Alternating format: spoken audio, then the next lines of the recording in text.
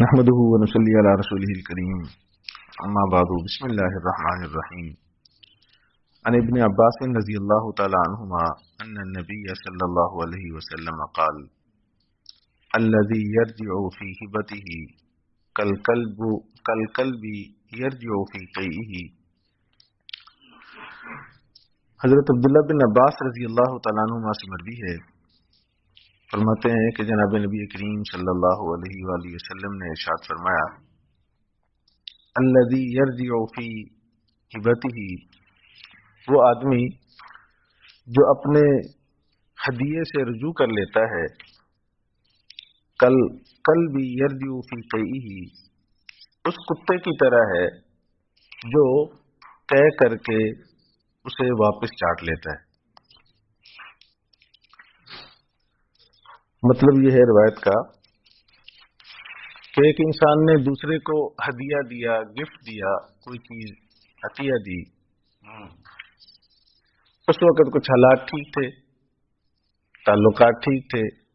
بعد میں کچھ اونچ نیچ ہوئی تو اب مطالبہ کرتا ہے کہ وہ چیز میری واپس کر دو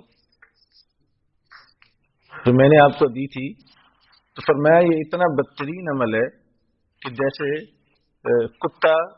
وہ کھاتا ہے پھر قے کرتا ہے، واپس اپنی قے کو چاٹ لیتا ہے۔ اتنا غلیظ عمل یہ ہے، اتنا ہی غلیظ عمل یہ ہے۔ عام طور پر تو ایسا نہیں ہوتا کہ ہدیہ دے کے واپس لیا جائے، لیکن ہماری شادیوں میں اگر دیکھا جائے تو ہم جو لڑکے کو لڑکی کو زیور دیتے ہیں وہ اس کو عطیہ کرتے ہیں، اسے گفٹ دیتے ہیں، وہ میرے بچے کے عقد میں آئی ہے، لیکن جب تک حالات ٹھیک رہتے ہیں تو ٹھیک، لیکن اگر طلاق تک نوبت پہنچ جائے تو کہتے ہیں کہ ہمارا وہ زیور واپس کرو۔ اس طرح وہ جو دی ہوئی منگنی کے سلسلے میں چیزیں گفٹ کرتے ہیں لوگ،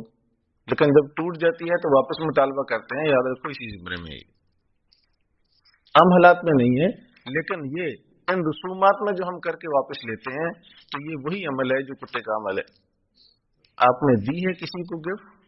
ہبہ، عطیہ جو دیا ہے سو اس کا ہوا، واپس نہیں لینا چاہیے۔ اللہ کریم ہم سب کو توفیق عطا فرمائے۔